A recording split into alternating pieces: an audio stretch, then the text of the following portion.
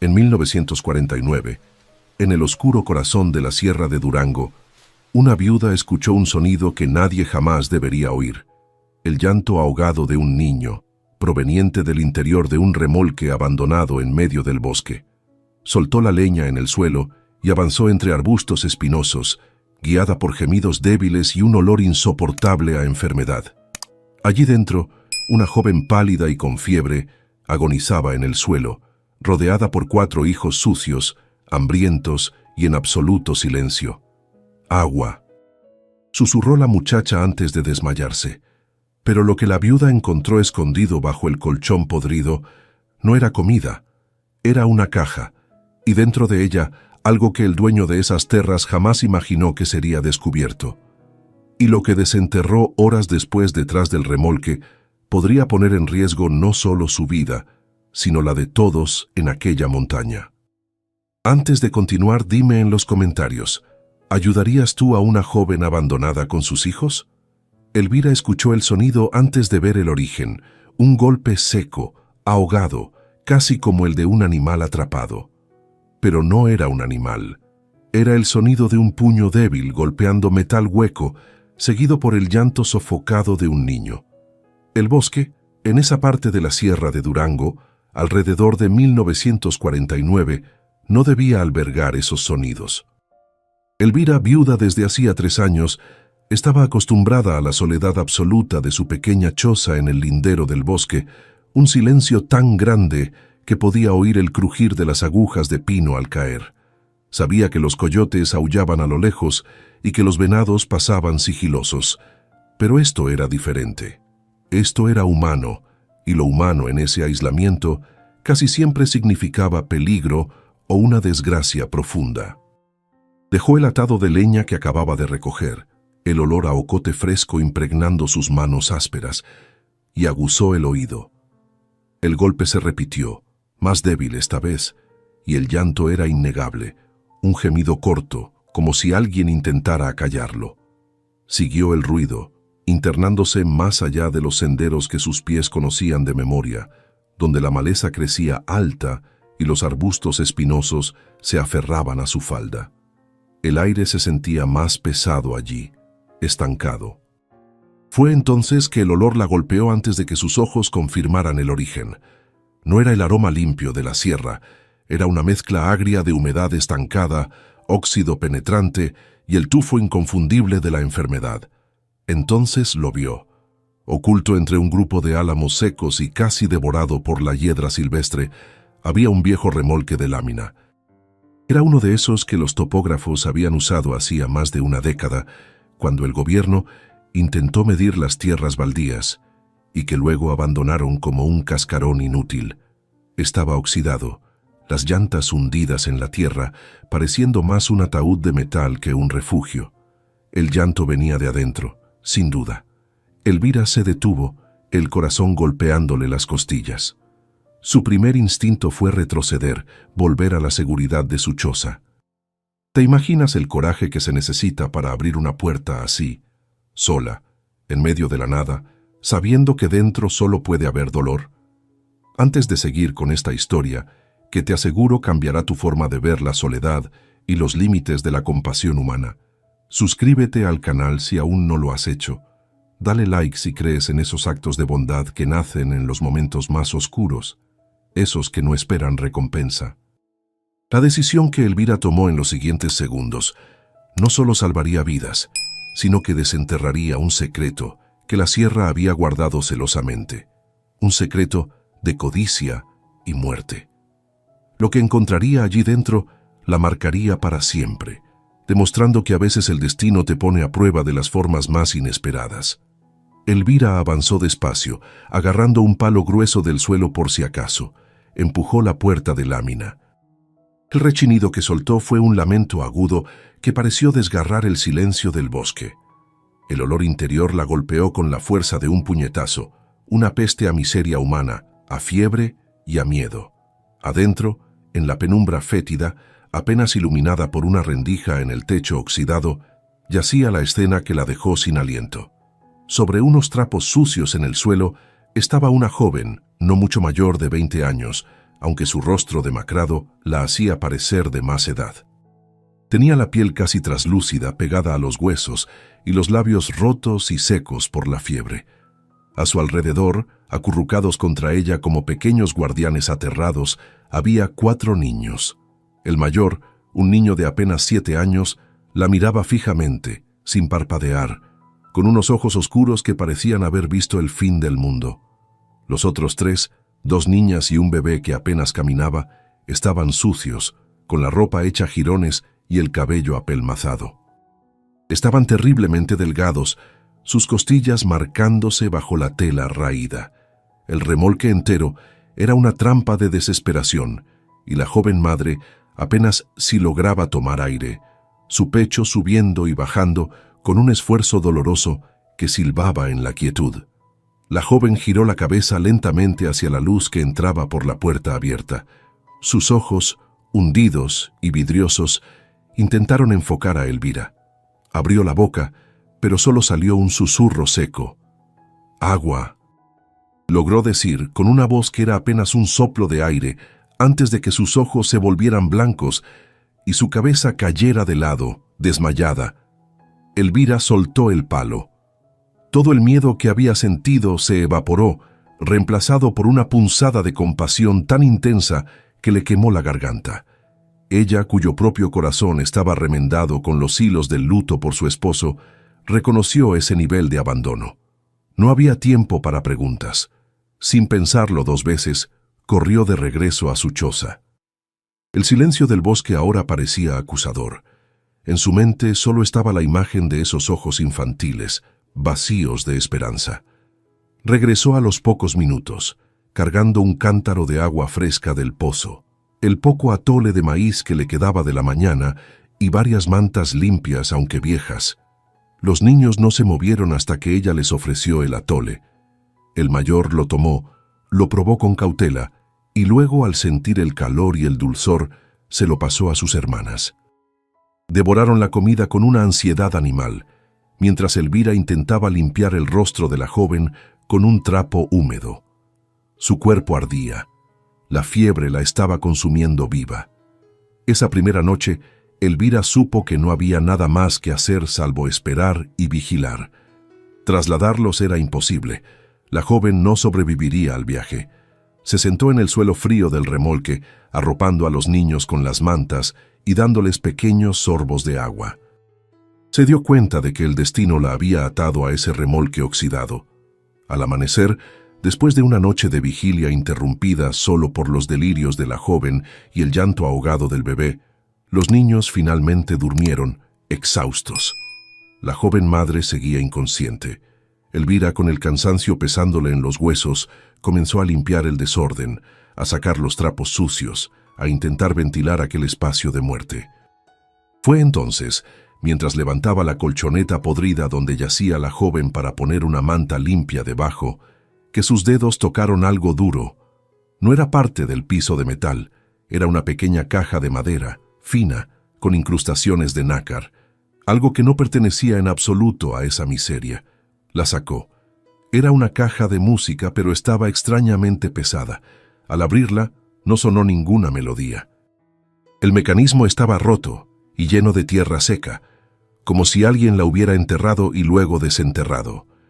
Debajo de la tierra encontró 2 objetos: un solo arete de perla, auténtico y costoso, y un mechón de cabello rubio y sedoso, atado con un listón azul pálido. Elvira sostuvo el arete en la palma de su mano. Era frío, liso y pesado. El contraste entre la delicadeza de esa perla y la miseria absoluta del remolque era un grito silencioso. Guardó la joya y el mechón de cabello de nuevo en la caja de música y la escondió bajo la misma colchoneta podrida, sintiendo que tocaba un secreto que aún no le pertenecía. Su prioridad inmediata no era el misterio, sino las vidas que pendían de un hilo. Durante 3 días, Elvira se convirtió en una sombra que iba y venía entre su choza solitaria y el remolque oxidado. Vació sus propias reservas, ya de por sí escasas, los frijoles secos, el puñado de maíz que le quedaba, la panela. Mantenía el fuego vivo en su choza para hervir agua constantemente, preparando tés de hierbas y atoles ralos que intentaba forzar por la garganta de la joven madre, cuya fiebre se aferraba a ella como una mortaja, negándose a ceder. Los niños la observaban con el silencio de los animales del monte, sin saber si esa mano extraña traía la salvación o simplemente prolongaba lo inevitable. La joven, cuyo nombre Elvira aún desconocía, emergía del delirio en breves y agónicos momentos de lucidez. Sus ojos se aclaraban de golpe, enfocando a Elvira con un terror puro que helaba la sangre. Él nos dejó aquí, musitaba, sus manos resecas buscando algo a qué aferrarse en la manta. Dijo que volvería, mintió. Elvira intentaba calmarla, mojando sus labios. «Tranquila, hija, ya estás a salvo», pero la joven sacudía la cabeza con una fuerza que parecía imposible para su estado. «No, no, el patrón, él no debió saberlo. Mis hijos, Anselmo». Luego, su mirada se perdía de nuevo, hundiéndose en el pantano de la fiebre, dejando a Elvira con el eco de un nombre y más preguntas que respuestas. ¿Qué patrón? ¿Qué secreto no debía saberse? El miedo en su voz no era por la enfermedad, era por un hombre. Elvira sabía que los niños eran la clave, pero permanecían mudos, paralizados por el trauma. El mayor, Tadeo, era el más vigilante. Se movía siempre para proteger a los más pequeños, interponiendo su cuerpo delgado entre ellos y Elvira cada vez que ella hacía un movimiento demasiado rápido. Al tercer día, Elvira le ofreció un trozo de piloncillo, un lujo que ella misma rara vez se permitía. El niño miró el dulce, luego a sus hermanos y finalmente a los ojos de Elvira. «¿Nos va a dejar aquí también?», preguntó, su voz sonando ronca y extraña por el desuso. «No», dijo Elvira, su propia voz sorprendentemente firme. «No los voy a dejar». El niño asintió una sola vez en una transacción de confianza sellada en medio del infierno. El dulce se partió en 4 pedazos diminutos. Más tarde ese día, mientras Elvira limpiaba con un trapo húmedo al bebé, Tadeo se acercó, manteniéndose a distancia, pero claramente queriendo hablar. «Vino un hombre», dijo en voz muy baja, como si temiera que las paredes del bosque tuvieran oídos. «Nos trajo aquí en la noche. Mamá lloraba mucho». Elvira dejó de limpiar, pero no lo miró directamente para no asustarlo. ¿Quién era Tadeo? El patrón, el hombre alto del caballo caro. El niño miraba fijamente el suelo de metal. Subió a mamá al remolque. Ella ya estaba enferma. Nos dio comida. Dijo que papá nos encontraría pronto. Pero había una vacilación en su voz, la certeza de un niño que sabe identificar una mentira adulta. Hace mucho que no comemos. Él no volvió. Elvira sintió un escalofrío que no tenía nada que ver con el frío de la sierra. ¿Dónde está tu papá, Tadeo? Se quedó en la hacienda. El niño negó lentamente, y el terror que había mantenido a raya volvió a sus ojos. Hubo una pelea. El patrón gritaba mucho. Papá también. El niño se abrazó a sí mismo reviviendo el momento. Luego todo estaba muy callado. Hizo una pausa larga, y lo que dijo a continuación heló la sangre de Elvira. Mamá lloró más fuerte cuando él quemó la ropa de papá. Afuera, en un tambo viejo, olía feo. El patrón dijo que era para que la fiebre no se pegara, pero la ropa tenía mucho rojo. Elvira se quedó completamente inmóvil. Rojo. Quemó la ropa. Esta ya no era una historia de abandono por enfermedad. La fiebre de Leonora era solo una parte de la tragedia. Había algo más profundo, algo podrido y violento. El hombre no los había traído a este lugar olvidado para protegerlos de una epidemia. Los había traído para esconderlos, o peor, para que desaparecieran. El aislamiento de ese remolque de repente se sintió menos como un refugio y más como una tumba escogida deliberadamente. La sierra de Durango era vasta, un lugar perfecto para que la gente simplemente dejara de existir, tragada por el silencio, los árboles y el olvido. La condición de Leonora, como Tadeo finalmente la llamó, empeoraba visiblemente. La fiebre no cedía, La respiración era cada vez más superficial y el delirio más constante. Los remedios caseros de Elvira, el té de saúco para la fiebre, las compresas frías, no eran suficientes. Necesitaba un médico, necesitaba quinina, algo que solo se encontraría en la civilización. El único lugar con ayuda, la única hacienda en kilómetros a la redonda, era la del patrón, la de don Anselmo. Pero ¿cómo podía ir allí?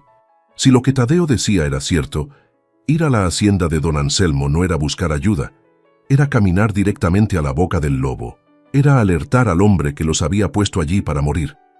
Elvira estaba atrapada en un dilema imposible.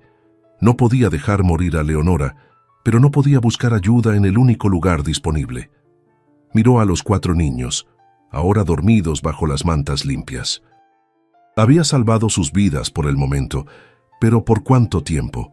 Si Leonora moría, ¿qué sería de ellos? Ella apenas podía alimentarse a sí misma. La rabia comenzó a reemplazar su compasión inicial. Rabia pura y fría hacia el hombre del caballo caro, el patrón que había desechado a una familia entera como si fueran trastos viejos, quemando la evidencia de su crimen y dejando que la fiebre y el hambre terminaran el trabajo sucio por él. Decidió que debía haber algo más en el remolque. Alguna pista, algo que Leonora o los niños hubieran traído y que ella hubiera pasado por alto. Empezó a buscar metódicamente, esta vez no solo para limpiar, sino para investigar. Levantó las otras literas oxidadas, golpeó las paredes de lámina buscando compartimentos secretos, revisó cada rincón podrido. No había nada, solo miseria, óxido y el olor penetrante a desesperanza. Salió del remolque, frustrada, el aire fresco de la sierra golpeándola. Necesitaba pensar. Caminó alrededor del perímetro del remolque, pateando la maleza alta, tratando de encontrar sentido a la historia del niño. Fue entonces que lo notó. Detrás del remolque, donde la vegetación era más densa y los árboles crecían más juntos, la tierra no estaba pareja. No era obvio, no era una tumba marcada con una cruz. Era sutil. La tierra estaba removida, pero no por animales. Las paladas eran torpes pero humanas. Estaba cubierta de hojas secas y ramas, un intento pobre de camuflaje que el viento reciente había comenzado a deshacer. Era una fosa, excavada y vuelta a llenar. Parecía demasiado pequeña para un hombre. Elvira sintió el sabor amargo del miedo subir por su garganta. Con el corazón en la boca, regresó a su choza y buscó su pala de jardín, la única herramienta de metal que poseía. Sabía que lo que fuera que encontrara allí abajo cambiaría todo. Elvira regresó al montículo de tierra removida, sintiendo el peso de la decisión. El sol de la mañana apenas lograba calentar el aire, y la sierra de Durango la envolvía en un silencio delgado y frío. Clavó la pala en la tierra. La superficie estaba compacta, pero unos centímetros más abajo, la tierra estaba suelta, blanda, confirmando que manos humanas habían cavado allí recientemente. Cada palada era un esfuerzo que tensaba los músculos de su espalda y sus brazos, acostumbrados al trabajo, pero no a profanar lo que podría ser un descanso final. Rezaba en silencio para no encontrar lo que más temía, un cuerpo pequeño, quizás un quinto niño del que Tadeo no había tenido valor de hablar. El silencio del bosque era absoluto, roto solo por el sonido metálico de la pala cortando las raíces y su propia respiración agitada. El miedo era una cosa helada que se asentaba en su estómago, pero la necesidad de saber qué había pasado, de entender el terror de Tadeo, era mucho más fuerte. No tuvo que cavar mucho, quizás medio metro, cuando la pala golpeó algo con un sonido sordo y pesado. No era la resistencia blanda de un cuerpo envuelto en tela, ni la dureza limpia de una roca. Era algo firme pero hueco, cuero o madera. Se arrodilló de golpe, apartando la tierra húmeda con las manos. Sus dedos, sucios de tierra negra, rozaron una superficie áspera, endurecida y deformada por la humedad y el tiempo. Era una maleta, una vieja maleta de cuero, del tipo que usaban los viajeros a caballo, ahora cubierta de una capa de moho verde y raíces delgadas que se habían aferrado a ella. Estaba cerrada con gruesas hebillas de metal, ahora completamente oxidadas. El alivio inmediato de que no fuera un cuerpo fue reemplazado al instante por una tensión diferente, más oscura. ¿Quién entierra una maleta en medio de la nada? Le costó trabajo sacarla del agujero. El cuero estaba podrido y tieso, y pesaba mucho más de lo que debería pesar ropa o papeles. La arrastró fuera de la fosa y la puso sobre la hierba seca. Las hebillas estaban trabadas por el óxido. Tuvo que usar la punta de la pala como palanca, forzándolas hasta que el metal viejo se dio con un chasquido metálico que sonó anormalmente fuerte en la quietud.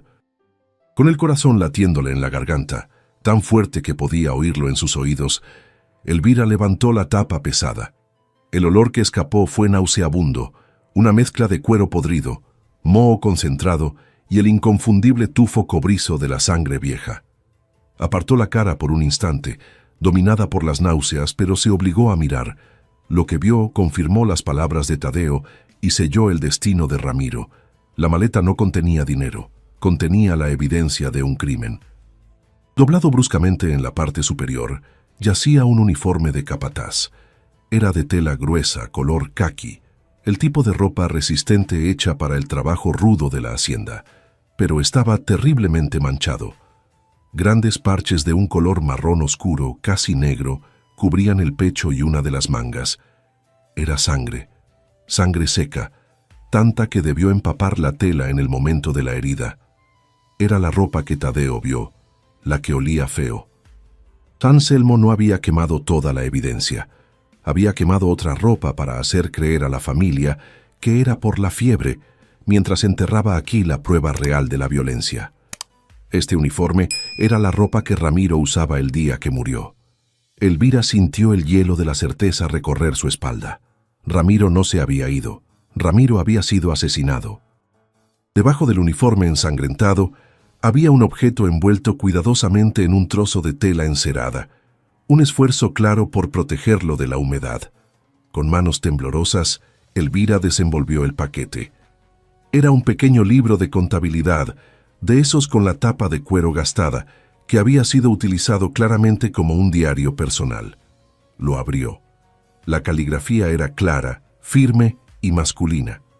La primera página tenía una inscripción simple: Propiedad de Ramiro Mendoza, capataz. Hacienda de San Anselmo, 1949. Elvira se sentó allí, en el suelo frío del bosque, junto a la fosa abierta y la maleta podrida, sabiendo que tenía en sus manos la voz del hombre muerto y probablemente el motivo exacto de la tragedia que se desarrollaba a pocos metros, dentro del remolque oxidado. Comenzó a leer, pasando las páginas con cuidado para no rasgar el papel humedecido por el tiempo. Al principio las anotaciones eran simples, casi aburridas. El conteo del ganado, notas sobre la necesidad de reparar las cercas del pastizal del norte, el precio del maíz en el pueblo, pero entretejidas en las notas de trabajo había menciones constantes de Leonora. Escribía sobre lo mucho que la amaba, su creciente preocupación por la tos seca que ella desarrollaba, sus sueños de ahorrar lo suficiente, peso a peso, para poder llevarla a la ciudad, a un médico de verdad. Soñaba con comprar una pequeña parcela propia, lejos de la hacienda, donde sus hijos pudieran crecer sanos. La voz de Ramiro emergía de las páginas, un hombre decente, trabajador y profundamente enamorado, atrapado en un trabajo que apenas le daba para sobrevivir. Entonces, hacía unas 6 semanas, la narrativa cambió abruptamente. El tono de Ramiro se volvió cauteloso, luego confuso y finalmente temeroso. Don Anselmo me ordenó mover el ganado del norte al pastizal del arroyo seco, escribió. Cuando fui a juntarlo, encontré marcas extrañas. Ramiro detallaba con precisión cómo encontró al menos 10 becerros que no pertenecían a la hacienda, becerros que él reconocía como propiedad de la ganadería de los Fuentes, una hacienda vecina poderosa. Pero lo peor fue lo que vio al día siguiente, escondido entre los matorrales. Vio a don Anselmo y a 2 jornaleros que no reconoció, usando un hierro de marcar alterado, quemando la marca de los Fuentes para sobreponer la suya. Estaba robando ganado a gran escala. El diario lo detallaba todo con la precisión de un hombre metódico.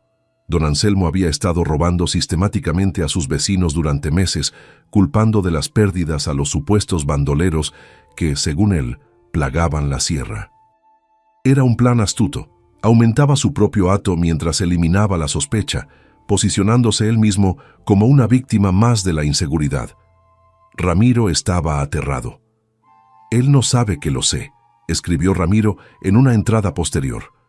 «Pero necesito pruebas contundentes. Si lo acuso solo de palabra me despedirá o algo peor.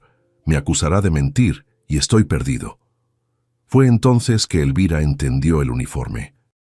La siguiente entrada describía cómo Anselmo, en su prisa por marcar un becerro robado, lo hirió torpemente con el hierro, y la sangre del animal manchó a Ramiro. Guardó ese uniforme como la prueba física que lo conectaba al animal robado. La última entrada del diario estaba fechada hacía poco más de 2 semanas. La caligrafía era apresurada, casi ilegible, las letras temblando de urgencia o miedo. «Leonora está peor. La fiebre subió mucho anoche. Le pedí al patrón un adelanto para el médico de la ciudad. Se negó. Me miró de una forma extraña, fría. Creo que sospecha que sé lo del ganado. Me preguntó por qué olía a humo cerca de mi cabaña. Era yo quemando unos trapos viejos, no el uniforme. Me citó en el establo esta noche. Dice que reconsiderará el adelanto». La última frase heló a Elvira. «Voy a llevar el arete de su difunta esposa, el que me dio como garantía de silencio el mes pasado.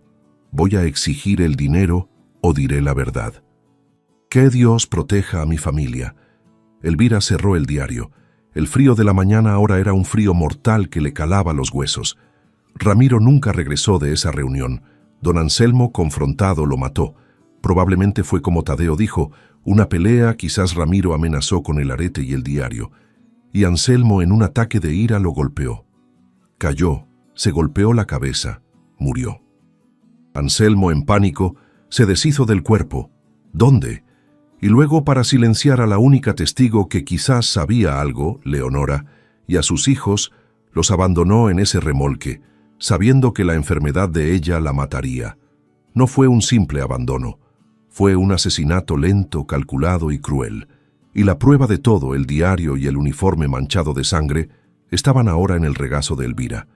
Elvira cerró el diario, sus nudillos blancos por la fuerza con que lo apretaba. El frío de la mañana ahora era un frío mortal que le calaba hasta el tuétano. La sierra de Durango, su refugio de soledad durante 3 años, se había transformado de repente en la escena de un crimen, un testigo silencioso y cómplice de un asesinato. Todo encajaba con una claridad aterradora. La fiebre de Leonora no era la causa de su abandono, sino la herramienta perfecta para don Anselmo. La había dejado allí, enferma y a cargo de 4 niños pequeños, en el lugar más aislado que conocía, no para esconderla, sino para que muriera. Era un plan de asesinato lento, deliberado y cobarde. El silencio de la sierra se convertiría en su coartada. Ramiro fue asesinado por saber demasiado, y su familia estaba siendo borrada para enterrar el secreto junto a él. Levantó la mirada hacia el remolque oxidado. A través de la puerta entreabierta, podía oír la respiración superficial y rítmica de Leonora. Era el sonido de una vida que se apagaba. Y dentro, Tadeo, el niño de 7 años que había visto quemar la ropa ensangrentada de su padre, montaba guardia sobre sus hermanos, sin saber que su madre estaba muriendo no por una enfermedad del destino, sino por la mano de un asesino. Elvira sintió una oleada de rabia impotente. Tenía la verdad en sus manos, un diario que detallaba el robo y un uniforme empapado en sangre que probaba la violencia. Pero, ¿de qué servía la verdad si estaba sola, a un día de camino de cualquier autoridad, enfrentándose a un hombre lo suficientemente poderoso como para matar y encubrirlo? Justo cuando ese pensamiento de desesperanza la golpeaba, un sonido diferente al de la sierra cortó el aire. No era el viento entre los pinos ni el crujido de una rama seca. Era el galope de un caballo. Y no era el trote cansado de un burro de carga, ni el paso ligero de un venado. Era un galope pesado, rítmico y seguro. El sonido de un animal caro, bien alimentado. y de un jinete que no tenía miedo de hacer ruido, un jinete que cabalgaba con la arrogancia de quien se sabe dueño del terreno. El sonido venía por el mismo sendero oculto que llevaba al remolque. Su corazón dio un vuelco. No podía ser una coincidencia. Don Anselmo, quizás carcomido por una última pizca de conciencia, o más probablemente temiendo que la familia hubiera sobrevivido y hablado, venía a terminar el trabajo. El pánico se apoderó de Elvira. No había tiempo. Miró la fosa abierta, la maleta expuesta. Era una sentencia de muerte para ella si él la encontraba allí. Actuó con la velocidad que da el terror. Agarró el diario y el bulto rígido del uniforme ensangrentado y los metió bajo su rebozo, apretándolos contra su pecho. Con manos frenéticas, empezó a patear la tierra suelta de vuelta al agujero, tratando de cubrir la maleta, pero era inútil. El galope estaba peligrosamente cerca. Podía oír al caballo resoplando. Dejó la pala y la maleta medio descubierta. Corrió, agachándose entre los árboles de vuelta al claro del remolque. Necesitaba estar allí cuando él llegara. Necesitaba interponerse. Llegó al claro justo a tiempo. El jinete emergió de entre los álamos, la figura alta recortada contra el sol de la mañana. Era exactamente como Tadeo lo había descrito. Un hombre imponente sobre un caballo negro y lustroso que contrastaba violentamente con la pobreza del lugar. Llevaba pantalones de cuero oscuro, una chaqueta fina y un sombrero de ala ancha que ensombrecía sus rasgos. Tiró de las riendas con brusquedad y el caballo se encabritó ligeramente, sus ojos salvajes escaneando el claro. Los ojos del hombre hicieron lo mismo. Vieron el remolque, luego la figura solitaria de Elvira y se entrecerraron con sorpresa y furia. No esperaba encontrar a nadie más allí. Don Anselmo desmontó con un movimiento fluido y deliberado, sin quitarle la mirada de encima. Era un hombre acostumbrado al poder, y su presencia misma parecía absorber el aire del claro. Caminó hacia ella, sus botas caras aplastando las hojas secas. Sus ojos evaluaron la ropa gastada de Elvira, la evidente pobreza de su apariencia, y luego miraron con desdén la puerta del remolque. Cuando habló, su voz era un gruñido bajo, contenido, el sonido de un hombre que no estaba acostumbrado a las sorpresas y las odiaba. «¿Quién diablos es usted?», soltó, la pregunta sonando más como una acusación que como una duda. Elvira sintió el peso del diario contra sus costillas. Podía oler la sangre seca del uniforme escondido bajo su rebozo. Se plantó firmemente en el suelo, colocando su cuerpo menudo directamente entre el hombre y la puerta oxidada del remolque. Sabía que su apariencia era la de una viuda inofensiva del bosque y usó eso a su favor. «Soy Elvira», dijo, su voz temblando solo un poco. «Vivo en la cañada, más abajo». Luego, reuniendo cada gramo de coraje que el diario de Ramiro le había infundido, añadió, mirándolo fijamente a los ojos, «Soy la viuda que sabe lo que hizo». El rostro de don Anselmo, curtido por el sol y la arrogancia, parpadeó por una fracción de segundo. Fue un destello de conmoción pura, tan rápido que casi podría haberse imaginado, pero fue reemplazado instantáneamente por una risa cruel, un sonido corto y seco que no tenía nada de alegría. «Ah, sí», se burló dando un paso más cerca. «¿Y qué se supone que hice, vieja?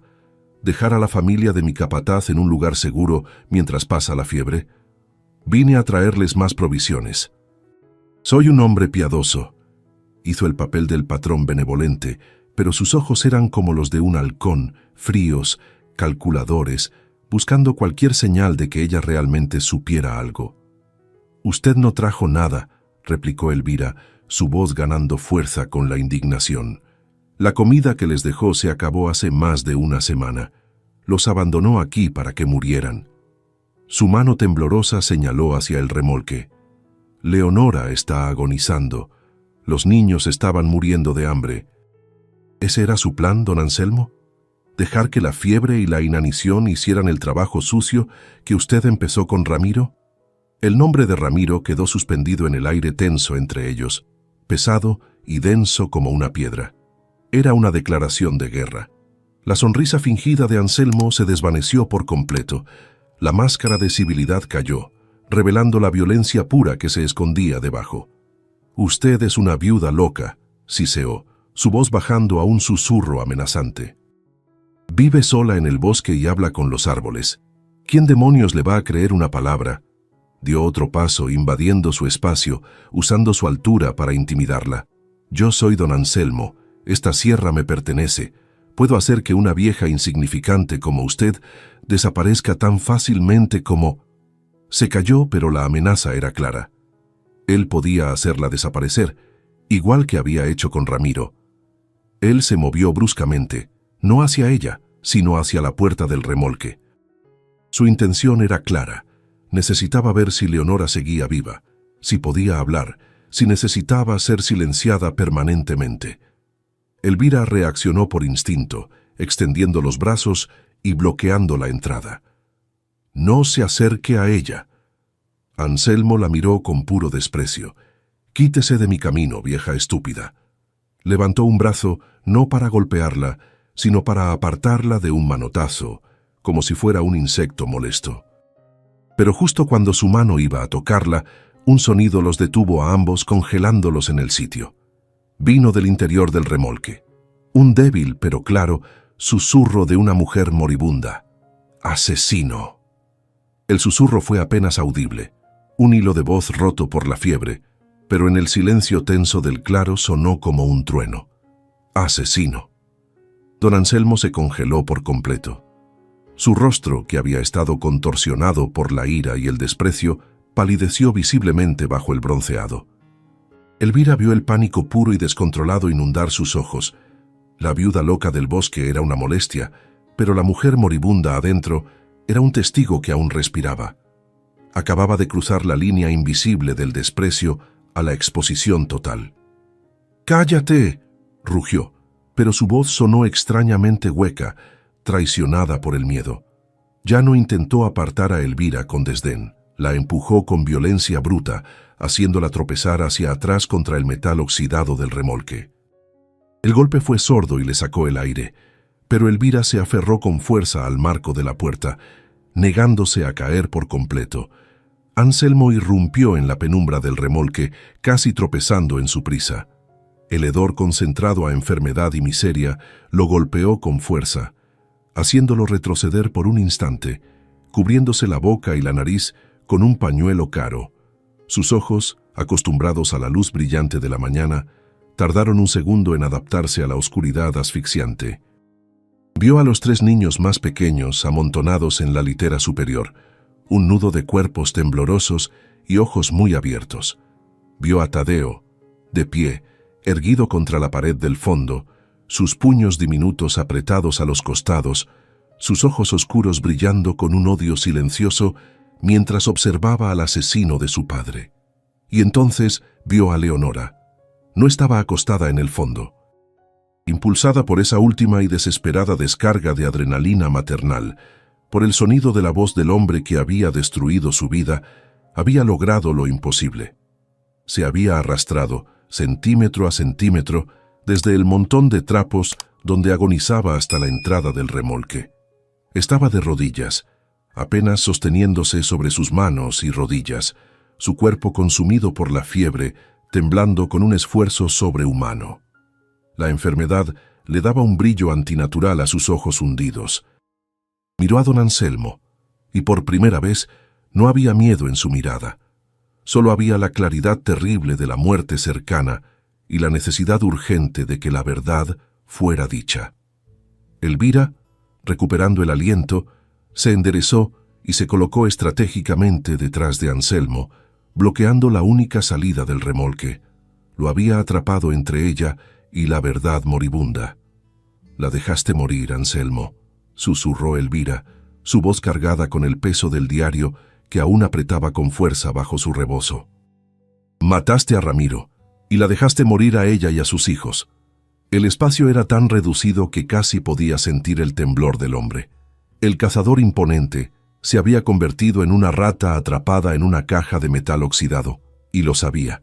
El aire estaba viciado, espeso, cargado con el olor de la muerte inminente y la justicia que llegaba tarde. Anselmo intentó reír, pero el sonido que salió fue un graznido nervioso y quebrado. «Pruebas, vieja. No tienes nada». Son los delirios de una mujer enferma. Pero antes de que pudiera terminar la frase, Leonora levantó su mano temblorosa. Le costó un esfuerzo visible, como si estuviera levantando una piedra pesada.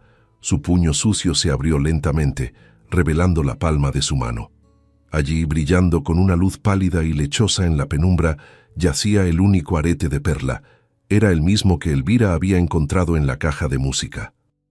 Leonora debió haberlo recuperado de la caja, guardándolo sobre su cuerpo como un último talismán, su única arma. «Era de su esposa», susurró Leonora, su voz un estertor seco, pero cada palabra tan afilada y clara como un trozo de vidrio. Don Anselmo miró la perla y todo el color abandonó su rostro. Retrocedió un paso instintivo, chocando contra Elvira, como si lo hubieran golpeado físicamente. Usted no sabe nada», tartamudeó, su compostura de patrón evaporándose. «Se lo dio a mi esposo», continuó Leonora, su voz ganando una fuerza fantasmal, la fuerza de quien ya no tiene nada que perder. «Para comprar su silencio, cuando Ramiro descubrió el robo del ganado». La verdad golpeó a Elvira con la fuerza de una revelación. El arete no era solo un objeto de valor escondido, era la garantía de la que hablaba el diario. Era el soborno, la pieza que faltaba, la que conectaba directamente a Anselmo con el encubrimiento que llevó al asesinato. Era la joya favorita de su difunta esposa. Lo supo Elvira por la reacción de Anselmo, lo supo Leonora y lo supo Tadeo. Era irrefutable. Un hombre poderoso podría mentir sobre un diario, podría quemar un uniforme manchado, podría acusar a una viuda de loca, pero no podía negar ese arete. Era la prueba de que Ramiro y él habían tenido un pacto de silencio, un pacto que Anselmo había roto con violencia mortal. El patrón miró de la perla en la mano de Leonora al rostro implacable de Elvira y luego a los ojos acusadores de Tadeo. Estaba atrapado. La viuda loca, la moribunda y el niño silencioso se habían convertido en sus jueces. «Ramiro lo guardó», dijo Leonora, «como garantía por si usted nos hacía daño». Su mano finalmente perdió la fuerza y cayó al suelo de metal, la perla rodando 1 centímetro antes de detenerse junto a un clavo oxidado. El esfuerzo la había agotado. Su confesión moribunda había sido su última arma y había dado en el blanco. Don Anselmo, derrotado, no por la ley de los hombres que él compraba y manipulaba, sino por la verdad revelada en el lugar más olvidado de la sierra, supo que estaba acabado. El silencio que cayó en el remolque fue más pesado y denso que cualquier silencio que Elvira hubiera conocido en el bosque. Era el silencio de la justicia, cruda y final. Elvira finalmente sacó el diario de Ramiro de su rebozo. Lo sostuvo en alto, no como una amenaza, sino como una confirmación silenciosa. «Y aquí está el resto de la verdad», dijo ella en voz baja. «Aquí está el robo del ganado. Aquí está la cita en el establo de la que nunca regresó». Anselmo ni siquiera miró el libro. Sus ojos estaban fijos, hipnotizados, en la pequeña perla que brillaba inocentemente en el suelo sucio. El arete era su confesión. El diario era solo el epílogo. La viuda del bosque, esa mujer insignificante que él había descartado como una loca, ahora sostenía las riendas de su vida. El hombre imponente, el dueño de la sierra, pareció encogerse. La arrogancia se desvaneció, drenada de él, dejando solo a un hombre patético y atrapado. Miró hacia la puerta, su única ruta de escape, pero la pequeña figura de Elvira, ahora respaldada por la verdad del muerto y la confesión de la moribunda, era una barrera más infranqueable que una pared de piedra. ¿Qué quieren?», tartamudeó el primer signo de negociación, de súplica. Ya no era el patrón, era un criminal expuesto, desnudo ante sus víctimas. Elvira lo miró sin odio, pero con una resolución fría. Ella no quería dinero, no quería venganza, quería algo mucho más fundamental. No quiero su dinero, dijo Elvira, su voz baja pero resonando en el espacio metálico. Ella dio un paso atrás, apartándose de él, y señaló con la barbilla a los niños acurrucados en la litera. Quiero que ellos vivan. Quiero que salgan de este infierno y tengan un futuro. Quiero que pagues por lo que hiciste. Anselmo intentó recuperar la compostura, recurriendo a su arrogancia habitual. ¿Pagar? ¿Pagar con qué? ¿Con tus historias? ¿Con la palabra de una muerta? Fue entonces cuando Elvira reveló su mano por completo, su voz cortando el aire viciado. Con esto, dijo, sacando el diario de Ramiro de su rebozo. Y con esto, añadió, tirando del rebozo para revelar la tela gruesa y manchada del uniforme. Estaba enterrado, donde tú lo dejaste, la ropa ensangrentada de tu capataz. Si la perla lo había hecho palidecer, el uniforme lo destrozó. La vista de esa prueba, que él mismo había enterrado en la tierra fría creyendo que estaba segura para siempre, fue la confirmación de que su mundo se había derrumbado. Elvira no estaba adivinando, ella lo sabía todo. Había desenterrado su crimen, literalmente. Sus ojos se movieron frenéticamente del uniforme en los brazos de Elvira a la figura moribunda de Leonora, y luego a Tadeo, el niño que lo miraba con una quietud aterradora. Estaba acorralado por 3 generaciones de testigos, el muerto, la moribunda y el sobreviviente. El aire en el remolque se volvió irrespirable, espeso por la verdad expuesta y el olor de la muerte inminente. La confrontación, el estallido de energía final, había cobrado su precio. Leonora, que había mantenido su cuerpo erguido con pura fuerza de voluntad, comenzó a vacilar. La luz de justicia en sus ojos se atenuó, reemplazada por una neblina de agotamiento final. Miró más allá de Anselmo, sus ojos buscando a Elvira. No dijo nada, pero su mirada fue una transferencia silenciosa, un ruego desesperado y un acto de gratitud eterna, todo en uno. Luego, giró su cabeza lentamente hacia donde Tadeo estaba paralizado contra la pared. Tadeo. Susurró apenas un movimiento de aire. Fue la última palabra que pronunció.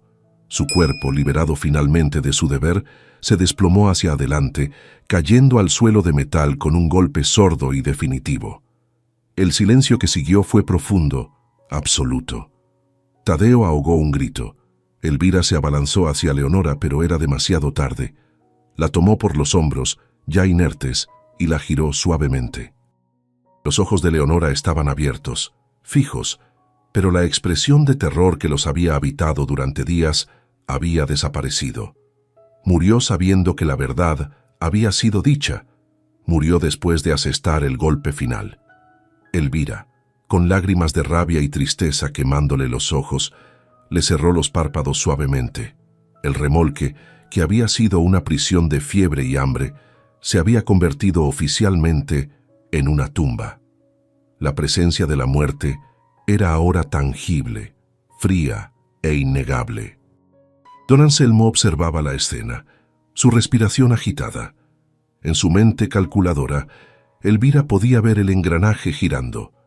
La testigo principal estaba muerta. «Está muerta», susurró él, casi para sí mismo, con un destello de alivio enfermo. La fiebre, una tragedia. Intentaba reconstruir su narrativa, encontrar una salida. «Nadie te creerá. Ahora es tu palabra contra la mía». Pero subestimó a la viuda del bosque. Elvira se levantó lentamente, sus ojos oscuros fijos en él, la pena endurecida hasta convertirla en acero. «Ella murió sabiendo que sus hijos están a salvo», dijo Elvira, su voz helada. «Y usted vivirá sabiendo que yo tengo las pruebas». Entendiendo el peligro inmediato, el peligro de un hombre que ya había matado 2 veces y no tenía nada que perder, Elvira dio el paso final. Mintió con la convicción de una santa. «El diario y el uniforme», dijo con calma, «son solo una parte. Lo demás está a salvo». Anselmo la miró confundido. ¿Qué más?» Elvira mintió maravillosamente, usando su conocimiento de la sierra. El libro mayor de Ramiro, donde anotó las fechas exactas del robo. y una carta que le escribió a su primo en la ciudad. Todo está escondido. No aquí, no en mi choza. Está en un lugar que solo yo conozco. Si yo no regreso, o si algo les pasa a estos niños. Su mirada barrió a los 4 huérfanos. Se activará esa carta. Y la autoridad vendrá directamente a por usted, don Anselmo. Era un farol brillante, nacido del instinto de supervivencia más puro. No había carta, no había libro mayor, pero Anselmo no podía arriesgarse.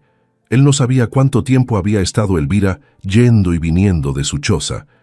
No sabía con quién había hablado. La viuda insignificante de repente se convirtió en una estratega impredecible. Él, un hombre de planes elaborados, fue superado por la improvisación desesperada de una mujer que protegía a sus crías. La idea de que matara a Elvira y a los niños no enterraría el secreto, sino que lo detonaría, lo paralizó.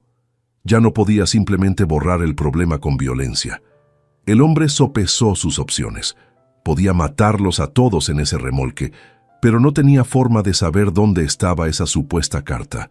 ¿Y si ella realmente había enviado algo a la ciudad? Sería el fin. La sierra que había sido su cómplice ahora estaba llena de los ojos invisibles de la precaución de Elvira. Derrotado, miró una última vez el cuerpo de Leonora en el suelo, la perla brillando cerca de su mano inerte. Era el símbolo de su caída. Sin decir una palabra más, retrocedió, tropezando con sus propias botas caras al salir del remolque hacia la luz del sol. La luz lo golpeó como una acusación y pareció encogerse bajo ella. Elvira lo siguió con la mirada desde la puerta. Lo vio caminar hacia su caballo, pero ya no con la arrogancia de un patrón. Se movía como un hombre perseguido, sus movimientos torpes y febriles. Montó el caballo negro y lustroso, pero ya no parecía imponente. Parecía un fugitivo. Tiró de las riendas y galopó desapareciendo entre los árboles, no con la confianza del dueño, sino con la velocidad desesperada del culpable. El sonido del galope se desvaneció, dejando a Elvira sola en el claro, con el silencio de la sierra cayendo de nuevo, esta vez pesado como una lápida.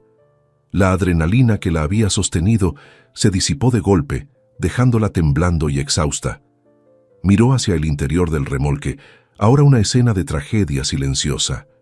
Los 3 niños más pequeños seguían en la litera, llorando en silencio, sus lágrimas trazando surcos limpios en sus rostros sucios. Y Tadeo, el niño que había permanecido como una estatua de odio silencioso, finalmente se rompió. No gritó, dejó escapar un gemido bajo, un sonido animal de dolor puro y final. Se deslizó por la pared y se arrastró lentamente hasta el cuerpo de su madre. La abrazó, enterrando su rostro en su cabello enmarañado. Elvira se quedó en el umbral, el diario de Ramiro pesado como plomo en su mano, sabiendo que la confrontación había terminado, pero que su verdadera carga apenas comenzaba. El gemido de Tadeo fue el ancla que trajo a Elvira de vuelta de la confrontación. El sonido bajo y desgarrado rompió el silencio que la muerte de Leonora había dejado, y fue seguido por el llanto agudo del bebé y los sollozos asustados de las niñas en la litera. Elvira se giró, su cuerpo aún temblando por la adrenalina de la pelea con Anselmo. Vio al niño aferrado al cuerpo de su madre, su pequeño cuerpo sacudido por un dolor demasiado grande para su edad. En un instante, Elvira dejó de ser la estratega que había derrotado a un asesino. Volvió a ser la viuda, la mujer que entendía el luto. Se arrodilló junto a Tadeo, sin tocarlo al principio, simplemente estando allí, un testigo de su dolor. El aire en el remolque era irrespirable, una mezcla tóxica de enfermedad, muerte y el miedo residual de Anselmo. «Tadeo», dijo suavemente, su voz áspera, «tenemos que salir de aquí. Este no es un buen lugar». El niño no respondió, solo se aferró más fuerte al cabello de su madre. Elvira supo que no podía forzarlo, pero tampoco podían quedarse.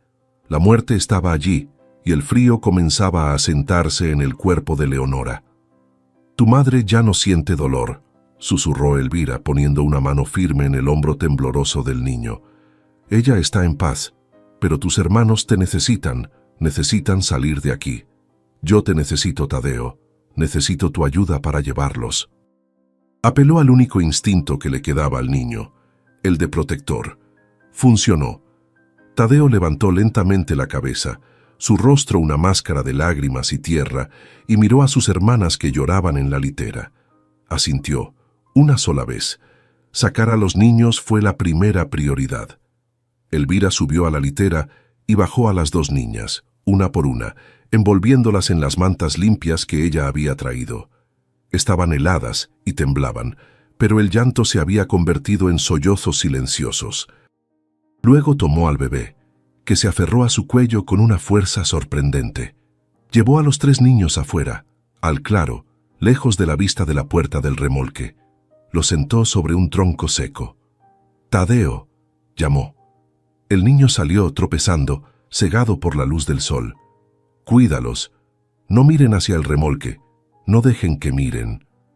El niño, asumiendo su papel de adulto forzado, se sentó y abrazó a sus tres hermanos, escondiendo sus rostros contra su propio cuerpo delgado. Elvira regresó al remolque. No podía dejar a Leonora así. Sería una profanación, una victoria final para Anselmo, dejarla abandonada a los elementos o a los animales. Se merecía un entierro. Buscó la pala que había dejado caer cerca de la fosa de la maleta.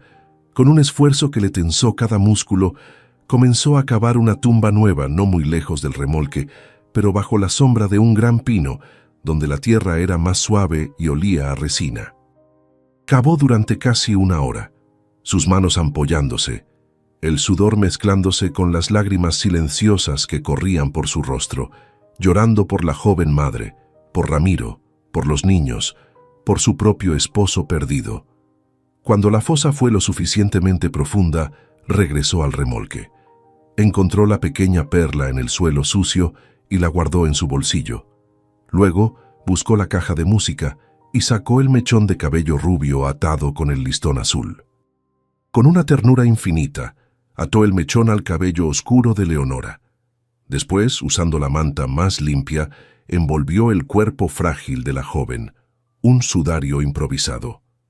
Sacar el cuerpo del remolque fue la tarea más difícil que había hecho en su vida, pero lo hizo. Colocó a Leonora suavemente en la fosa. Antes de cubrirla, puso la perla en la mano cerrada de la joven. «Descansa, hija. Tus hijos estarán a salvo», prometió al viento. Cubrió la tumba con tierra, piedra por piedra, palada por palada, hasta que el montículo quedó firme.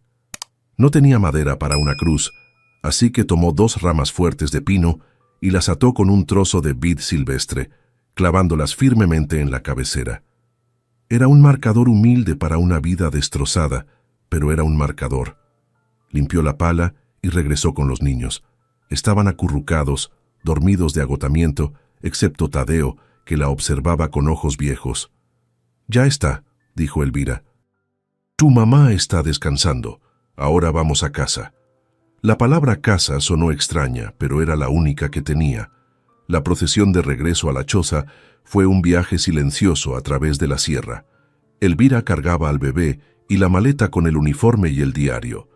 Tadeo, con una determinación sombría, sostenía la mano de una de sus hermanas, mientras Elvira guiaba a la otra. Dejaron atrás el remolque oxidado, un monumento de metal a la codicia humana, para ser reclamado por el bosque. El bosque ya no se sentía como el refugio solitario de Elvira. Ahora estaba lleno de secretos oscuros, de tumbas sin nombre y de la presencia de un asesino que seguía libre. El viento que soplaba entre los árboles ya no le parecía pacífico, sino un lamento por Ramiro y Leonora. Cuando llegaron a su choza, el sol comenzaba a bajar. La cabaña, que siempre le había parecido a Elvira tan humilde y pequeña, ahora lucía como un palacio. Era un solo cuarto, sí, pero las paredes eran de adobe sólido.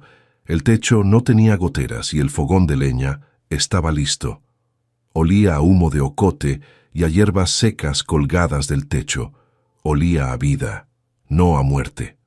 Los niños entraron con cautela, sus ojos muy abiertos recorriendo el espacio. Vieron la cama de Elvira, el pequeño altar con una veladora, la mesa de madera. Para ellos, después de semanas en el infierno de metal, esto era el paraíso. La prioridad de Elvira era el calor y la limpieza. Inmediatamente puso la olla grande con agua a calentar en el fogón. Mientras se calentaba, sacó sus propias reservas de comida. Preparó un atole espeso, con piloncillo y canela, y calentó las últimas tortillas que le quedaban. Los niños comieron, esta vez no con la desesperación animal de los primeros días, sino con un cansancio profundo, casi ceremonial. Comieron en silencio. El único sonido era el crepitar del fuego. Después, uno por uno, Elvira los bañó en una tina de madera, limpiando semanas de suciedad, fiebre y miedo. El agua sucia que tiraba afuera era como si lavara la tragedia del remolque. Los vistió con lo que pudo encontrar. Para Tadeo, cortó unos pantalones viejos de su difunto esposo, sujetándolos con un lazo. A las niñas las envolvió en camisones viejos suyos, que les quedaban como vestidos de fantasma. Al bebé lo envolvió en la manta más suave que tenía. Los acostó a los cuatro en su propia cama, un catre de madera y petate, pero era cálido y seguro. Se durmieron casi al instante, cayendo en un sueño profundo, exhaustos por el trauma, pero finalmente a salvo. Eran un nudo de extremidades pequeñas, respirando al unísono. Elvira no durmió. Se sentó en un pequeño banco de madera junto al fogón, observándolos. La luz del fuego iluminaba sus rostros, tan pacíficos en el sueño, tan diferentes de las criaturas asustadas que había encontrado. Había perdido a su esposo por la fiebre hacía 3 años. La soledad había sido su única compañera. Ahora, en el transcurso de 3 días, el bosque le había entregado una familia rota. Ya no era solo la viuda Elvira, era la protectora de 4 huérfanos. Una responsabilidad inmensa y aterradora se asentó sobre sus hombros, más pesada que cualquier atado de leña. Miró el bulto oscuro en el rincón, el rebozo que contenía el diario, la caja de música y el uniforme ensangrentado. La guerra contra Anselmo no había terminado, solo había cambiado de campo de batalla. Los días que siguieron a la huida de Anselmo se convirtieron en una nueva y tensa rutina. El amanecer en la choza de Elvira ya no era un momento de paz solitaria, sino el comienzo de una lucha desesperada por la supervivencia de 5 personas. Se dio cuenta, con una claridad dolorosa, de que su pequeña milpa y las pocas trampas para conejos que mantenía eran trágicamente insuficientes. Lo que la había alimentado a ella sola durante 3 años, ahora apenas representaba una pequeña ración para 4 niños en pleno crecimiento. Dividía las tortillas en porciones tan delgadas que casi se transparentaban. El atole se volvía cada vez más ralo, y el fantasma del hambre, que había sido el verdugo en el remolque, volvía a asomar su rostro huesudo, esta vez en su propio hogar. El llanto agudo del bebé por la noche era un recordatorio constante de que el tiempo se estaba acabando. Tadeo, en particular, se había replegado dentro de sí mismo. El coraje desafiante que había mostrado frente a don Anselmo se había disuelto en cuanto el peligro inmediato pasó, dejando atrás solo a un niño de 7 años, abrumado por el peso del mundo. Pasaba horas sentado junto al fogón, con las rodillas abrazadas contra el pecho, simplemente mirando las llamas danzar, sin hablar. Había visto a su padre asesinado, o al menos las secuelas violentas, y había visto a su madre exhalar su último aliento en el suelo metálico. Elvira intentaba hablar con él, le asignaba pequeñas tareas, pero él obedecía como un pequeño autómata. Ella sabía que su silencio no era paz, era el silencio de una herida profunda que se estaba infectando por dentro, invisible y letal.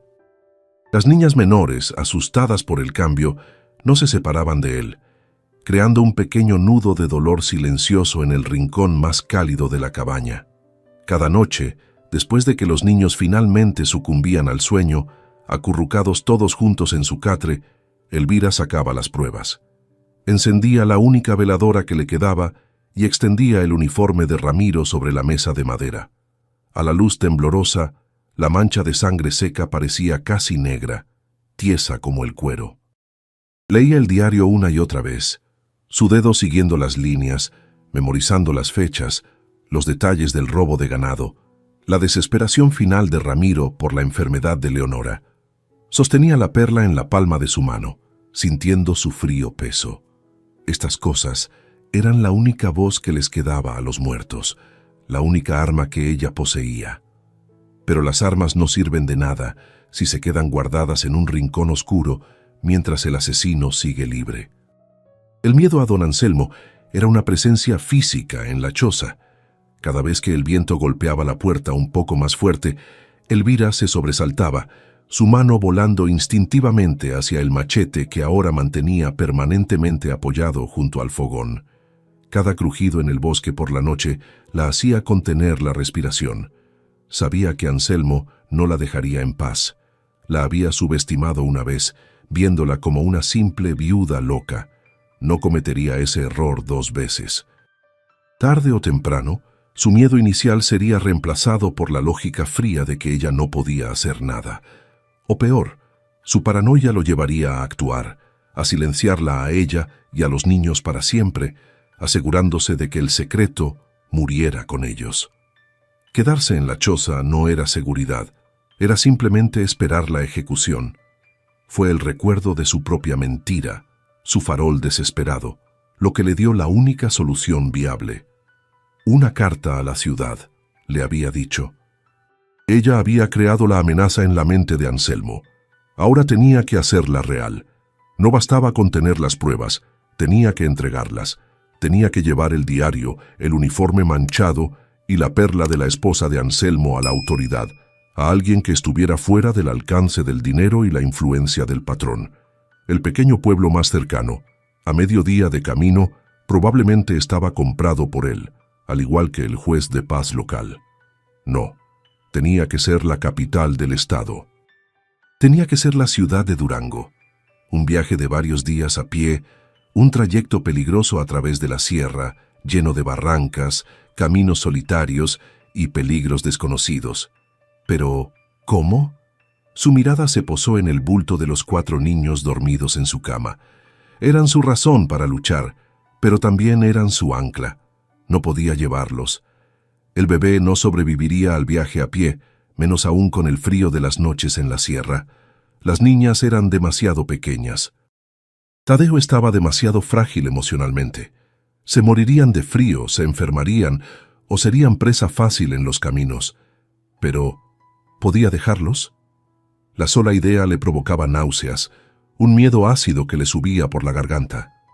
Dejarlos solos era exponerlos a los peligros del bosque, al fuego que podía descontrolarse, a la desesperación o a la posibilidad aterradora de que Anselmo regresara precisamente mientras ella no estaba. Era un dilema imposible, una elección entre 2 horrores. Durante 2 días completos, Elvira luchó con esa decisión, su mente yendo y viniendo entre las 2 opciones terribles mientras sus manos trabajaban automáticamente, raspando el fondo del saco de maíz. Pero fue la última tortilla, dura como piedra, la que se acabó esa mañana. El saco de maíz estaba vacío. El hambre, ese enemigo implacable y paciente, tomó la decisión por ella. Quedarse en la choza significaba morir de hambre lentamente, todos juntos, en silencio. Irse era arriesgarlo todo, enfrentar el terror de la separación, por la única y delgada posibilidad de justicia y supervivencia. Tenía que ir sola, y tenía que confiar en el niño de 7 años que había visto morir a sus padres. Esa noche se sentó junto a Tadeo en el suelo mientras los demás dormían. Puso sus manos ásperas sobre sus hombros delgados, obligándolo a mirarla a los ojos. «Tadeo», dijo en voz baja pero con una intensidad que hizo temblar al niño, «necesito que seas el hombre de esta casa, pero de verdad, por unos días». Los ojos del niño se abrieron de par en par, oscuros y profundos, reflejando la luz del fogón. «Tengo que ir a la ciudad», explicó Elvira sin mentirle, sin suavizar la verdad. «Tengo que llevar la historia de tu padre, las pruebas de lo que ese hombre hizo, a los hombres de la ley. Es la única manera de que don Anselmo no vuelva a hacernos daño. Es la única manera de que podamos comer. vio el terror puro inundar el rostro de Tadeo, el miedo visceral a ser abandonado de nuevo. «No te estoy dejando», dijo ella, agarrándolo con fuerza, casi con dolor. «Te estoy confiando lo más importante que tengo. Te estoy confiando a tus hermanos». Elvira vio al niño luchar contra el pánico, su pequeño pecho subiendo y bajando. «Volveré», le aseguró. «No soy como él. Yo volveré. Te lo juro por la memoria de tu madre». Pasó el día siguiente preparando la cabaña como si fuera una fortaleza. Cocinó las últimas sobras de frijoles y maíz y las racionó en pequeñas jícaras para 3 días. Apiló suficiente leña seca dentro de la choza para mantener el fuego vivo. Le enseñó a Tadeo cómo mantener la puerta atrancada desde adentro con la tranca de madera y cómo usar el machete para defenderse, aunque ambos sabían en silencio que sería inútil contra un hombre armado. «No le abras a nadie, no salgan por nada. Solo mantén el fuego y cuida al bebé». Al amanecer del tercer día, Elvira se preparó para partir. Envolvió el diario de Ramiro y la perla con fuerza en un trapo y los ató contra su pecho, bajo su blusa. Dobló el uniforme ensangrentado y lo puso en el fondo de un morral viejo. Tomó un cántaro de agua y un solo puñado de pinole. Se despidió de los niños dormidos, besando cada frente pálida. Tadeo la observaba desde la puerta, con el rostro blanco como la cera pero resuelto, sosteniendo al bebé en sus brazos. «Volveré», repitió Elvira. Luego se giró y comenzó a caminar hacia el sendero, el sol apenas despuntando sobre la sierra. Cada paso que la alejaba de la choza era una agonía física, un acto de fe contra toda lógica, dejando atrás todo lo que ahora tenía que proteger. El viaje a Durango fue un descenso al infierno físico.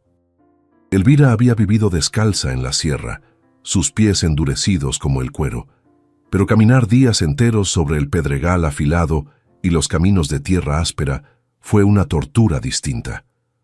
Al segundo día, la planta de su pie derecho se abrió con un corte profundo.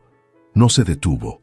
Arrancó un trozo de su falda, lo empapó en su propia agua y lo vendó con fuerza, el dolor subiendo como fuego por su pierna con cada paso.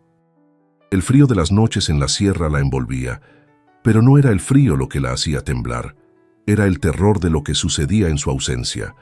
Cada vez que cerraba los ojos, veía el rostro de Tadeo en la puerta, sosteniendo al bebé, un pequeño centinela de 7 años contra un mundo de lobos. El arrepentimiento y el miedo luchaban constantemente contra su determinación, amenazando con hacerla dar la vuelta. Mientras tanto, en la choza, el silencio era un enemigo vivo. Tadeo no durmió. En el momento en que la figura de Elvira desapareció, atrancó la puerta con la viga de madera, tal como ella le había enseñado. Cada sonido del bosque, antes familiar, se convirtió en una amenaza directa. El ulular de una lechuza lo hacía saltar. El crujido de una rama seca bajo el peso de un mapache sonaba como el paso de la bota de don Anselmo. Su tarea más difícil era el bebé, que lloraba por hambre y por la ausencia de la única madre que había conocido. Tadeo lo mecía con una torpeza desesperada, canturreando una melodía sin letra que recordaba vagamente de Ramiro, su voz temblando en la penumbra. Las 2 niñas, sentadas juntas en el catre, lo observaban todo con ojos grandes y mudos, su terror alimentando el suyo propio. Al segundo día del encierro, Tadeo oyó algo. Era diferente. No era un animal. Era el sonido de un caballo, a lo lejos, moviéndose por el sendero principal de la cañada, el que Elvira solía usar. El corazón del niño se detuvo. Corrió hacia la pequeña ventana, una simple abertura en el adobe, y trató de mirar a través de las sombras. No vio nada. El caballo estaba demasiado lejos, pero el sonido estaba allí. Un galope lento, pausado, como si alguien estuviera buscando. Era Anselmo. ¿Había descubierto que Elvira se había ido? Tadeo corrió hacia sus hermanos, los empujó hacia el rincón más oscuro de la choza, detrás del fogón apagado, e hizo un gesto universal de silencio, poniendo un dedo tembloroso sobre sus propios labios. Se quedó allí, sosteniendo el machete de Elvira, sus pequeños nudillos blancos, escuchando el sonido del caballo que se desvanecía lentamente. Lejos de allí, Elvira estaba al borde del colapso. Habían pasado casi 3 días. El pinole se había terminado. El agua de su cántaro sabía a barro. La herida en su pie palpitaba con una infección que comenzaba a subir por su pierna y la fiebre le nublaba la vista. Cayó de rodillas en un tramo polvoriento del camino, el morral con la evidencia cayendo a su lado. El sol de la tarde le golpeaba la espalda sin piedad. La duda la inundó como veneno. ¿Qué estaba haciendo? Había abandonado a 4 niños a una muerte segura, persiguiendo una justicia imposible. Era una viuda sucia, coja y sin nombre. Nadie en la ciudad la escucharía. Anselmo ya habría ganado. La imagen de los 4 niños, solos en la cabaña, muriendo de hambre mientras esperaban que ella volviera, la destrozó. Se quedó allí, en el polvo, llorando por primera vez desde la muerte de su esposo. Lloró por Ramiro, por Leonora, por Tadeo, por sí misma. Sus manos golpearon el morral en frustración y sintió la dureza del diario y la tela rígida del uniforme. El golpe la trajo de vuelta. Se limpió las lágrimas con el dorso de la mano sucia. No había llegado tan lejos para morir en el polvo. El dolor en su pie era nada comparado con el dolor de Tadeo. La fiebre era nada comparada con la frialdad de Anselmo. Se levantó, usando el dolor como combustible. La justicia no era su objetivo. La supervivencia de esos niños lo era. Y para que ellos sobrevivieran, Anselmo tenía que caer. Volvió a atar el trapo a su pie sangrante y siguió caminando, cojeando, pero avanzando. Al 4.º día, al atardecer, vio las luces. Primero pensó que eran estrellas bajas, un delirio de la fiebre, pero a medida que se acercaba, las luces se hicieron más brillantes, más numerosas. Era Durango. La ciudad se extendía en el valle como un campo de velas. Después de tantos años de soledad en la sierra, la visión de tanta gente junta, de edificios de 2 pisos hechos de cantera, de carruajes y el ruido constante de las voces, la golpeó con la fuerza de un muro. Era un mundo alienígena. Ella era un fantasma de las montañas, cubierta de tierra, sangre seca y el hedor del bosque, invadiendo la civilización. La gente en las calles exteriores la miraba, apartándose de su suciedad y su cojera con muecas de asco. Se sentía intimidada, perdida, una hormiga en un mundo de gigantes. Vio guardias en las esquinas, con uniformes limpios y rifles al hombro, pero sabía que no podía hablar con el primero que encontrara. El dinero de Anselmo podía llegar muy lejos.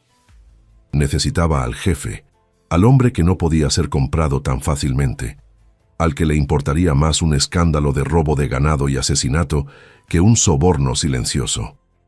Preguntó a una anciana que vendía tortillas en una esquina, su voz ronca por el desuso. ¿Dónde encuentro al jefe de la ley? No al del pueblo, al que manda sobre todos. La anciana, viendo la desesperación en sus ojos, la miró con lástima y señaló hacia el Palacio de Gobierno, un edificio imponente en el centro de la plaza principal. Le tomó horas atravesar la burocracia de los guardias y los secretarios. La miraban con desdén. ¿Qué podía querer una mujer como ella, descalza y oliendo a tierra, del comandante de la Guardia Rural? La habrían echado si no fuera por la terquedad nacida de su desesperación. Se negó a moverse. Se sentó en el suelo de piedra del patio, frente a la oficina principal, durante horas, soportando las burlas y las amenazas. Finalmente, al caer la noche, harto de su presencia obstinada o quizás movido por una pizca de curiosidad, el comandante mismo, un hombre corpulento con un bigote impresionante y ojos fríos y penetrantes, salió de su oficina. ¿Qué demonios quieres, mujer? Lárgate de aquí, o te haré arrestar por vagancia. Elvira se levantó lentamente, cada hueso de su cuerpo protestando. Estaba parada frente al poder que había buscado. Estaba sucia, febril y exhausta, pero sus ojos ardían con la intensidad de su misión. No dijo nada. Simplemente caminó hacia él, desató el morral de su espalda y con un movimiento deliberado lo vació sobre la mesa de caoba pulida del secretario, que estaba en el pasillo. La peste a sangre vieja y moho golpeó el aire limpio de la oficina al instante. El uniforme ensangrentado de Ramiro cayó sobre los papeles ordenados con un sonido húmedo y pesado. Los guardias retrocedieron, asqueados. El comandante se quedó helado, su rostro endureciéndose. ¿Qué brujería es esta? «Es muerte, señor», dijo Elvira, su voz clara en el silencio repentino. «Es la ropa de un hombre asesinado por su patrón». El comandante miró la tela manchada, su experiencia diciéndole que eso era real, que era violencia. Vio el corte en el pecho, la sangre que lo empapaba. Levantó la mirada hacia Elvira, su desdén reemplazado por una cautela repentina. «Palabras, ¿dónde están tus pruebas?» Con un movimiento lento, Elvira extendió su mano temblorosa y colocó el pequeño diario de cuero gastado directamente sobre la mancha de sangre del uniforme. «Y aquí, señor», dijo su voz resonando con la autoridad de los muertos, «está la voz del hombre que lo usaba, y dice, con su propia letra, el nombre de quien lo mató». El comandante, un hombre curtido en 1000 batallas de frontera, no retrocedió ante el hedor. Agarró el diario de cuero con una mano callosa y lo abrió. Sus ojos se movieron rápidamente sobre las páginas, su rostro endureciéndose con cada línea que leía. No necesitaba ser un erudito para entender la caligrafía clara de Ramiro. Vio las anotaciones del ganado, la mención del hierro de marcar alterado, el nombre de la ganadería de los Fuentes y luego el nombre de Don Anselmo. El comandante levantó la vista del diario hacia el uniforme ensangrentado que manchaba la caoba pulida. No había duda, no había delirio. Esto no era una superstición de viejas, era la evidencia cruda y metódica de un robo y un asesinato. El comandante no conocía a don Anselmo como un patrón, sino como un terrateniente advenedizo cuya riqueza siempre había parecido sospechosa. Ahora sabía por qué. «¿Dónde están los niños ahora?», fue lo primero que preguntó. Su voz ya no era de burla, sino un instrumento afilado. No la consoló. La interrogó como a un soldado, probando la historia, buscando fisuras. «¿Cuándo te fuiste? ¿Cuánta comida dejaste? ¿Está el asesino enterado de que te fuiste?» Elvira, temblando de fiebre y agotamiento, respondió a cada pregunta con una precisión desesperada. Contó la mentira de la carta en la ciudad, el farol que había salvado su vida. Pero fue su última respuesta la que finalmente rompió la fachada militar del comandante. «Están solos, señor», dijo ella, su voz quebrándose por primera vez. «Están solos desde hace 4 días, con una tranca en la puerta y el fantasma de ese hombre rondando. Vine aquí porque se me acabó el maíz». El comandante la miró fijamente por un largo segundo, asimilando la enormidad de la apuesta de esa mujer. Había dejado a 4 niños huérfanos, solos en la sierra, para caminar durante 4 días con un pie infectado, cargando la ropa ensangrentada de un muerto, para buscar una justicia que probablemente no existía. Era la apuesta más loca que había visto en su vida, y había funcionado. Gritó una orden que hizo eco en el patio de piedra. «Sargento, prepare a 10 hombres, los mejores caballos, raciones para una semana y traiga al doctor de la guarnición ahora». Se volvió hacia Elvira. «Usted no se moverá de aquí hasta que el doctor la revise y coma. Usted es mi testigo, viuda, y la necesito viva para colgar a ese bastardo». Le trajeron un jarro de agua limpia, un plato de frijoles calientes y pan duro. Elvira devoró la comida con la urgencia de un animal hambriento, mientras un médico militar, con cara de pocos amigos, limpiaba y vendaba su pie herido, maldiciendo en voz baja la gravedad de la infección. Apenas sintió el ardor del alcohol. Su mente solo podía procesar una cosa. Los soldados se movían, las sillas de montar crujían, los rifles eran revisados. El ruido y la autoridad la envolvían. Ya no estaba sola. La carga insoportable que había llevado desde el remolque oxidado se transfirió de sus hombros cansados al poder del Estado. Se sentó en el banco de piedra, rodeada por la actividad febril de los rurales, y por primera vez en días permitió que el agotamiento la venciera, su cabeza cayendo sobre su pecho mientras el comandante ladraba órdenes. El viaje de regreso fue una pesadilla febril. Elvira iba montada en una mula terca que los soldados le habían conseguido, su cuerpo entero temblando por la infección de su pie, que ahora palpitaba con un dolor sordo. El comandante iba al frente, con 8 de sus rurales armados hasta los dientes, sus carabinas brillando bajo la luna. Avanzaban a un ritmo implacable, sin detenerse apenas para abrevar a los caballos. Elvira se aferraba a la silla, su mente yendo y viniendo entre la realidad del dolor y las visiones de la choza. ¿Y si Anselmo había ido? ¿Y si Tadeo había abierto la puerta? ¿Y si el fuego se había apagado y habían muerto de frío? El sonido de una docena de cascos golpeando la piedra de la sierra era el único consuelo, el sonido del trueno rodando finalmente hacia el hombre que se creía Dios en esas montañas. Llegaron a la cañada justo cuando el cielo gris comenzaba a clarear, al amanecer del 6º día desde que Elvira se había ido.